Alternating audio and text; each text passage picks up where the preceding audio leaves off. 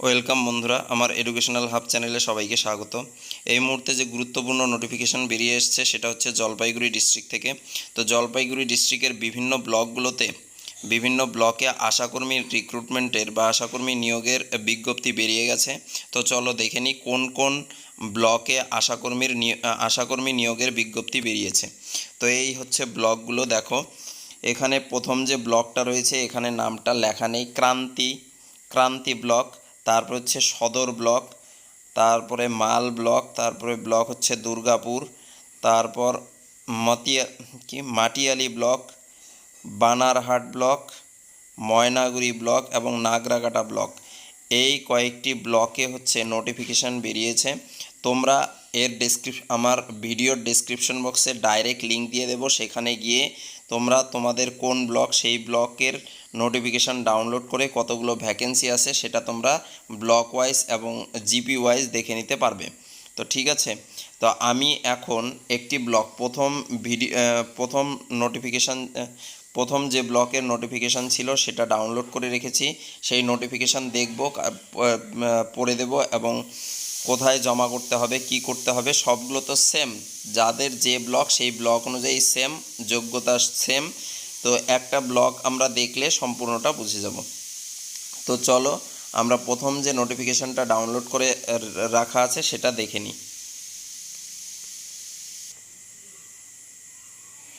তো দেখো প্রথম যে ব্লকটা রয়েছে সেটা ছিল ক্রান্তি ব্লক। সেই ব্লকের বিজ্ঞপ্তিটা ডাউনলোড করে ফেলেছি। তো চলো দেখো এখানে কি রয়েছে। ক্রান্তি সমষ্টি উন্নয়ন ব্লকের বিভিন্ন উপস্বাস্থ্য কেন্দ্র অনুযায়ী কয়েকজন আশাকর্মী নির্বাচন করা হবে। ঠিক আছে, 30 থেকে 40 বছর। দেখো বয়স এখানে কত, বয়স হচ্ছে 30 থেকে 40 বছর। মাধ্যমিক কোয়ালিফিকেশান হচ্ছে মাধ্যমিক পাশ করতে হবে বা সমতুল্য অন্যান্য পরীক্ষায় যোগ্যতা থাকতে হবে। তারপর হচ্ছে বিবাহ বিচ্ছিন্ন বিধবা মহিলা হলে আবেদন করতে পারবে। ঠিক আছে, তপশিলি জাতি, তপশিলি উপজাতি এবং ওবিসিদের, এসসি এবং এসটিদের নিম্নতম বয়সসীমা হচ্ছে 22 বছর, অর্থাৎ 22 বছর হলে আবেদন করতে পারবে। কিন্তু অন্যান্য যারা রয়েছে ওবিসি জেনারেল, তাদের কিন্তু বয়স হতে হবে 30 থেকে 40 বছরের মধ্যে। তো দেখো এখানে ভ্যাকেন্সি রয়েছে, ক্রান্তি ব্লকের জন্য ভ্যাকেন্সি রয়েছে 15টা। ক্রান্তি ব্লকের জন্য ভ্যাকেন্সি রয়েছে 15টা। এখানে কি আবেদন কোথায় করতে হবে দেখো, বিষয়তে জানতে সংশ্লিষ্ট বিডিও অফিস অথবা ব্লক প্রাথমিক স্বাস্থ্যকেন্দ্রে যোগাযোগ করুন।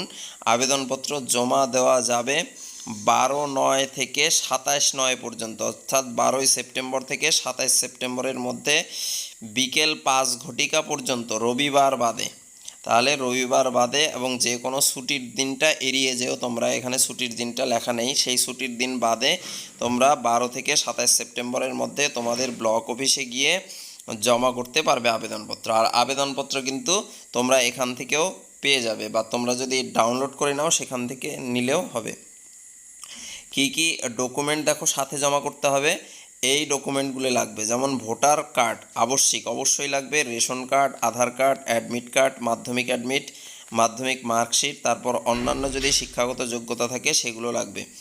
জাতিগত শংসাপত্র কি, জাতিগত শংসাপত্র 3/12/2021, অর্থাৎ 3/12/2021 আগের এসসি বা এসটি সার্টিফিকেট লাগবে। তারপর দেখো এই হচ্ছে এই ব্লকের কোন কোন গ্রামে বা সাব সেন্টারে ভ্যাকেন্সি রয়েছে। দেখো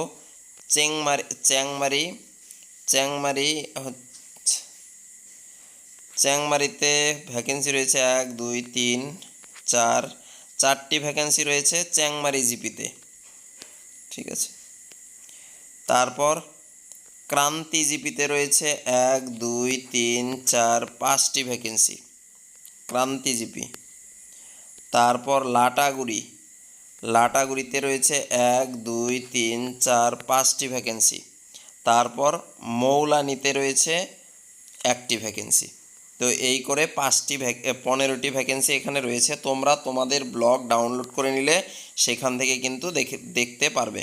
এই দেখো আবেদনপত্র, এখানে হচ্ছে আবেদনপত্রটা আঠা দিয়ে লাগিয়ে তার উপরে সই করে দিতে হবে। তারপর দেখো বিজ্ঞপ্তি নাম্বার আর তারিখ এখানে লিখতে হবে।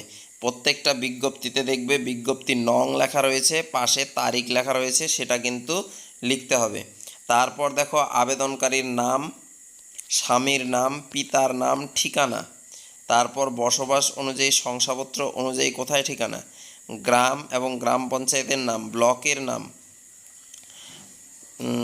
ঐচ্ছিক বিষয় ব্যতীত অর্থাৎ এডিশনাল বাদে তা মোট প্রাপ্ত নম্বর কত, সর্বোচ্চ শিক্ষাগত যোগ্যতা কত, তারপর বিবাহিতা নাকি বিবাহ বিচ্ছিন্না না বিধবা সেটা লিখতে হবে এখানে।